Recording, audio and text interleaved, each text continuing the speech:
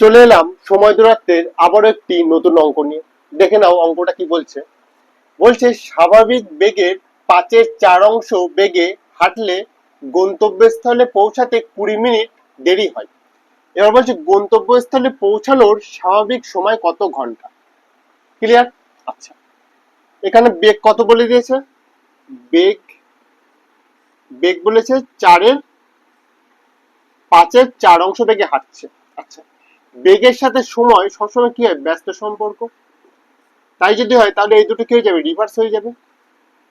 আচ্ছা, এর মানে কি? ওর যে স্বাভাবিক স্বাভাবিক বেগ সেটা হচ্ছে 5, সেই বেগে হাঁটলে ওর সময় লাগছে 4।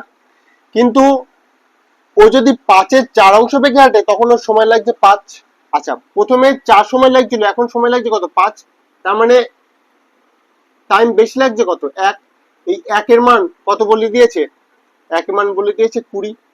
তাহলে স্বাভাবিক বেগে হাঁটলে বলেছে, মানে যদি 5 বেগে হাঁটে তখন ওর সময় লাগছে 4। তাহলে 4-এ কত টাইম লাগবে? তাহলে অ্যান্সার কি আসছে? 80 মিনিট। তাই তো? আচ্ছা, 80 মিনিট আসছে, কিন্তু আমাদের কি চাইছে? ঘন্টায়। তাহলে 80 মিনিটটাকে যখন আমি ঘন্টায় নিয়ে যাব তখন এর অ্যান্সার কি হয়ে যাবে? অ্যান্সার হয়ে যাবে অপশন বি। আশা করি অঙ্কটা বোঝা গেছে।